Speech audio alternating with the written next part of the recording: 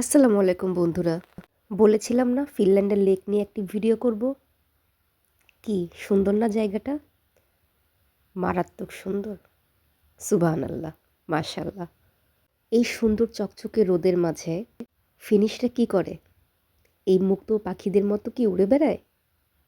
নাকি ঘরে বসে থাকে, নেটফ্লিক্স দেখে? নাকি আমাদের মতো হাঁটতে বের হয়? আসুন দেখি। এ কি? এরা দেখি মাছ ধরছে। হ্যাঁ, ফিনিশদের খুব অন্যতম এবং জনপ্রিয় একটি কাজ হচ্ছে সামারে fishing. They like to fishing. দেখতেই পারতেছেন, সারি সারি ধরে এপার ওপার সব পার থেকে সবাই বসে আছে বাচ্চাদেরকে নিয়ে, নেচার উপভোগ করছে আর মাছ ধরছে। আসলে ফিনল্যান্ডে সবাই মাছ ধরতে খুব পছন্দ করে। তারা যখনই সময় পায়, যখন এই সামারটা আসে, এই June July, last week of May থেকে শুরু হয় আর কি। তো এই সময়গুলো তারা খুব এনজয় করে।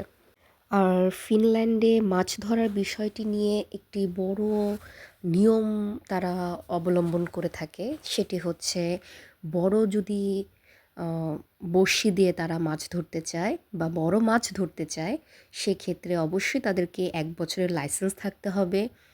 আর যদি আপনারা ছোট ছিপ দিয়ে মাছ ধরতে চান, ছোট ছোট মাছ ধরতে চান, যেমন আমরা বাংলাদেশে আমাদের পুকুর বা নদী থেকে মাছ ধরতাম, তাহলে কোনো লাইসেন্স বা টাকা খরচ করতে হবে না।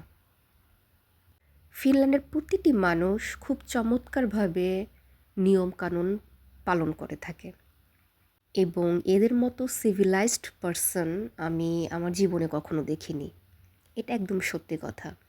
এই আঙ্কেলটা খুব সুন্দর করে মাছ ধরতেছিল এবং এই তো এটাই হচ্ছে আমাদের শর্ট একটা video introduction about our Finland journey. So পাশে থাকবেন, ভালো থাকবেন অবশ্যই। আল্লাহ হাফেজ।